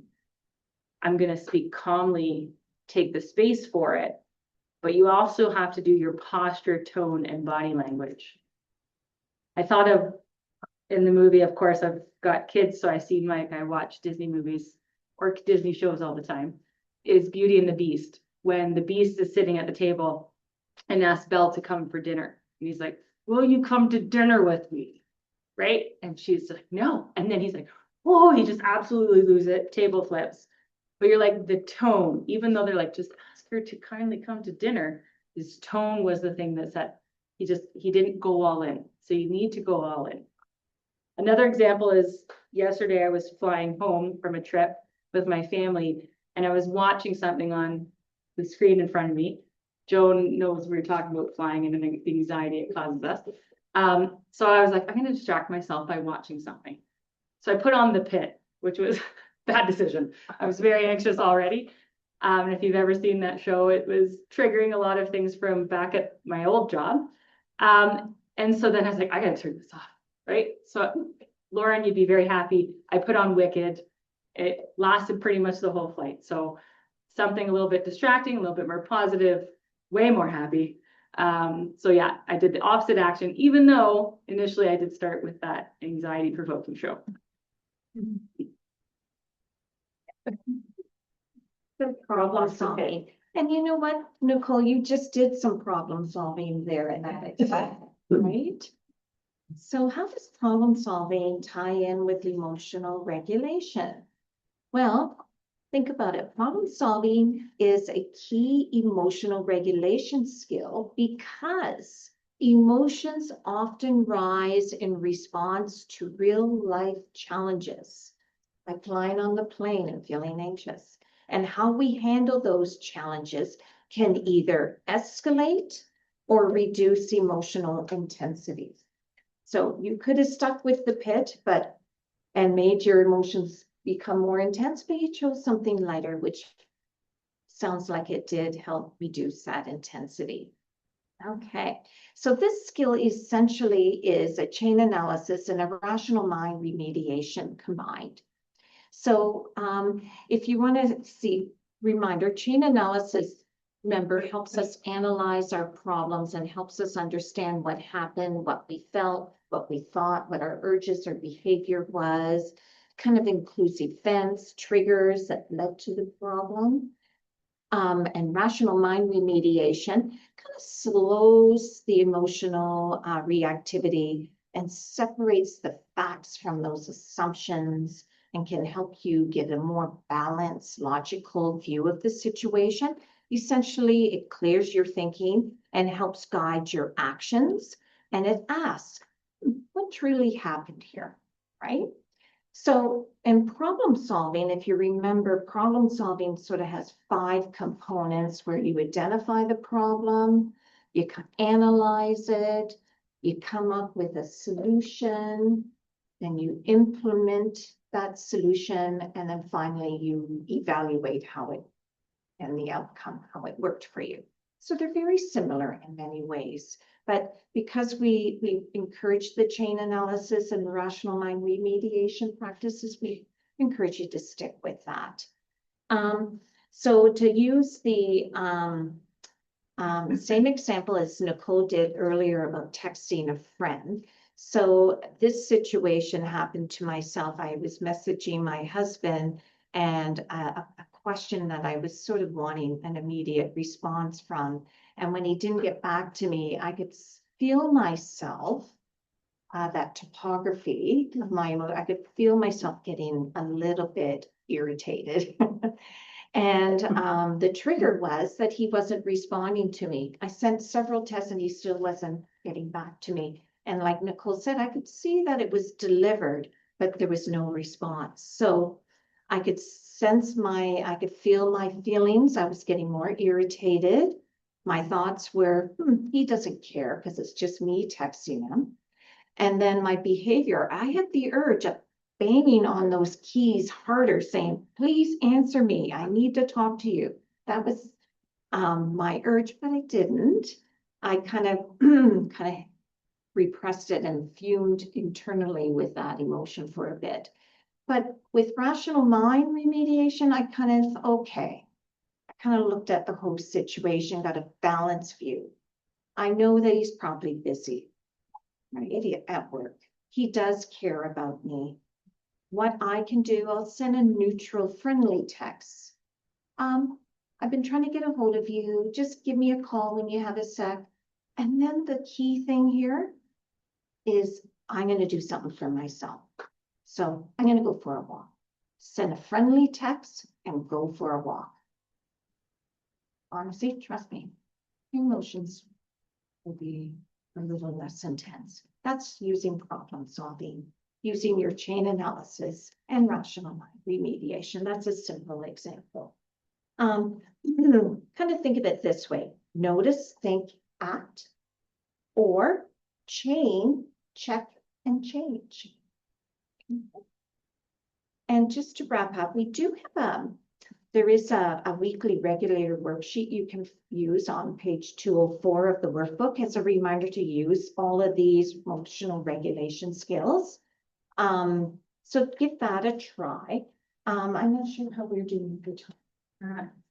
Okay, we do have a little activity, and I know that people at home joining us by Zoom, you just need a sheet of paper, and if you had colored pencils, That's great. If not, just a pen and paper is great too.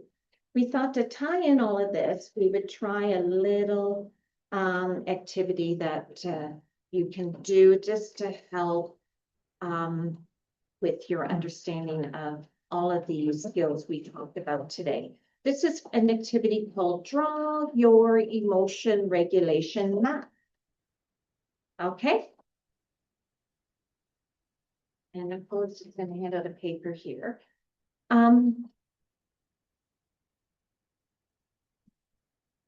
So once you get your paper, in the center of the page, we want you to draw a symbol that represents your current emotional state.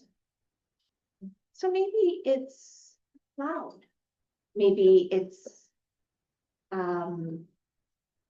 a sun or a happy face. Maybe it's a wavy line or an abstract shape. Maybe, yeah, whatever you're feeling right now. Maybe it's like a little water drop. Maybe you're feeling a bit stressed or sad. Be that.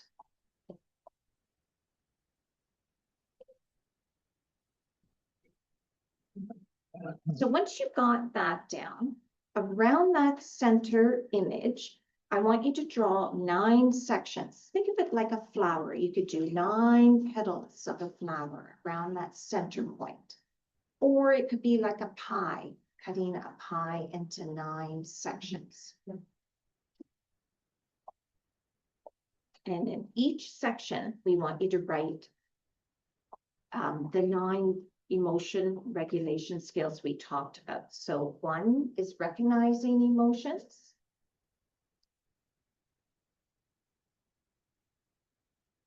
2 is overcoming barriers. Yeah, maybe go to there. Overcoming barriers. You don't have to write 2 healthy emotions if you don't have enough room. 3 is reducing physical vulnerability. 4 is reducing cognitive vulnerability. 5 is increasing positive emotions. 6 is being mindful of your emotions without judgment. 7 is emotion exposure. 8, doing the opposite. And finally, 9 is problem solving. Take some time doing that. And once you got that all down, we want you to visualize your strategies. So in each section, draw an image, a symbol, an icon, maybe an emoji that represents what you could do for that skill. So let me give you a couple examples. So recognizing emotions, you could do maybe a thermometer showing your emotions. Like, where are you? Are you cold? Are you warm? You could do the gas tank, right? For reducing physical vulnerabilities, maybe we'll have an apple there, something healthy.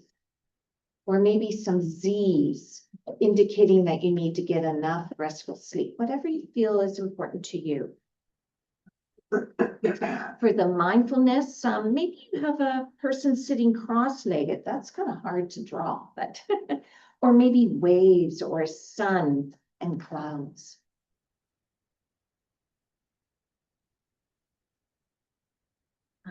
For opposite action, you could have maybe a figure taking a step forward instead of shrinking back. And for problem solving, you could use an emotion exposure. You could use the ladder, maybe rungs in a ladder. Problem solving, maybe a puzzle piece. Whatever you like.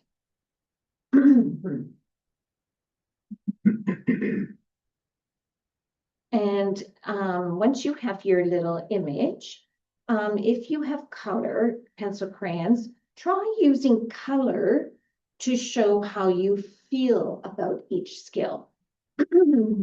Green, typically is goodness, confidence. Yellow, maybe cautious, maybe sometimes. And red is more like, this might be a bit challenging. And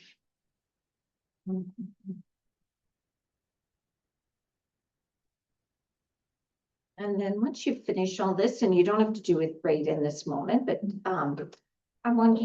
we encourage you to reflect and write a short sentence for each skill, or maybe just one that kind of encompasses everything we talked about, including one action you will try this week. So maybe for mindfulness, you might say, I will pause 1 minute before responding when I'm frustrated.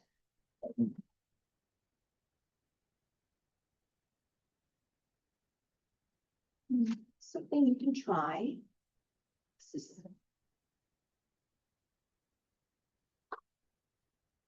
But the key here is just to remember, if I can go right back to the very beginning on why emotion regulation skills are so important. Sheet. Just bear with me.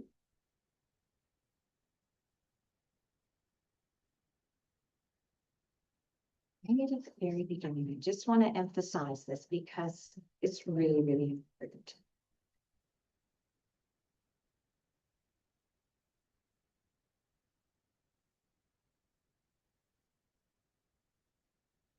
Yes. There. Yes.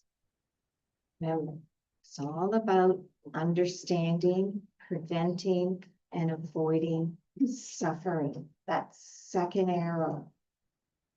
I know we gave you a lot of information, and there are some practical skills you can incorporate, but the key thing here is that understanding, because once you understand, you can then start preventing and avoiding this.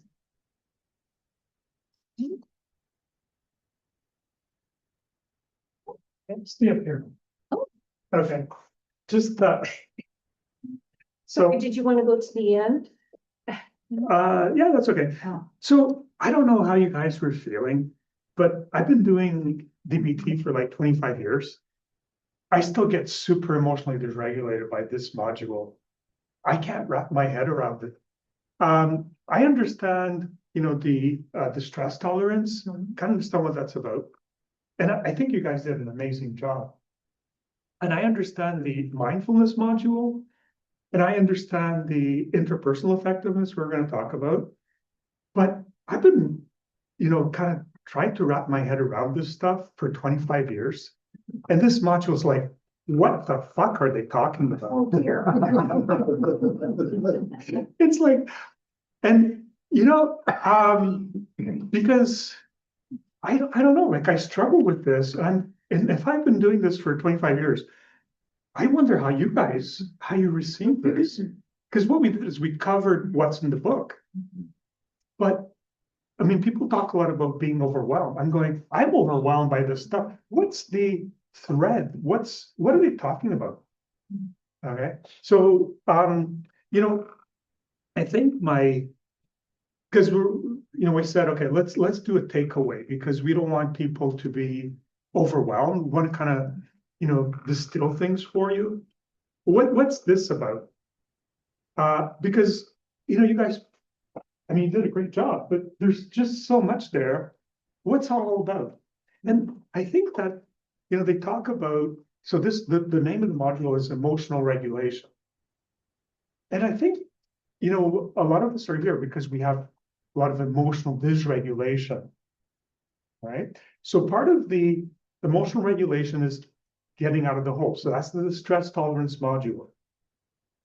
I wonder what this is. I think what this is about is because I think we often feel that, there's a concept called a locus of control. Okay, locus of control, locus means place of control. And I think, where do we feel the control over, our thoughts, feelings, emotions? Where does that control lie? Right? Does the control lie on the outside? So for example, some people, I can't regulate my emotions. I need medication. Okay, I need an intervention that comes from the outside. You're the doctor. You're supposed to regulate, my emotions. That's having an outer locus, outside locus of control. Okay. Having an inner locus of control is that, okay, I'm emotionally dysregulated, but what is it that I can do? What are the things that I can do rather than expect the environment or other people to do it? What are the things that I can do to regulate my emotions? And the best that I kind of understand about this module is that they're saying, what are the things that you can do, okay, beyond just, the stress tolerance skills? What are the things that you can do? Looking after yourself, being mindful of how thoughts and emotions and behaviors, how they all link together. I think that's what they're getting at, is like that, trying to kind of urge you to consider that you do have more of a say or more control over how to regulate your emotions. There's a lot of things. These aren't the only ones. It's not only these 9 things, but what can we do? I think there's a lot of things we can do. For instance, like the goals I require procedure. The more, I think, quality of life we have, the more that's like emotionally regulating, right? If we do things like exercise, because you talk about reducing your physical and emotional vulnerability. So they're kind of, I think, urging us to, not expect emotional regulation to come from the outside, but, that it's coming from within us. And I think these are some of the ways. Oh, okay. These are just some of the ways, but I think there are many other ways, right? And if you come away from today and you're kind of going, if you're like me and you're going, what's kind of linking all of this? What are they talking about? Because I think this is one of the most challenging aspects of the course. I think all the other ones are equally challenging, but I don't know how you felt about this. But I think, don't worry about, you have to use every single one of these. I think it's more about the message is that you can change your thoughts, you can change your feelings, you can change your behaviors. You have inner locus of control. You do have something to say you don't have perfect control, but you do have an influence on those things. That's what I take away from this. I don't know how you guys feel about that. Do you feel kind of the same way? Yes, and we'll be very honest. Yeah. This is our least favorite. Don't tell the DBT creators. This, yes, because we like to incorporate practical things that you can build in your day, and we were struggling. So, yes, so thank you for listening, and yeah, I think it's all about taking care of yourself, right? And as you said, being mindful of the physical and cognitive vulnerabilities and being mindful of that and just being aware. And if you feel confused, you're not alone, okay? I'm kind of confused about this one. I think I kind of wrestle with it and I try to make sense. But maybe because we're 42, so why don't we pause the video or stop the video? And maybe we can pick up on this theme. And tell me how you felt about this, because this was the most overwhelming. The other parts I kind of get. This is like, yeah. So let's pause the video.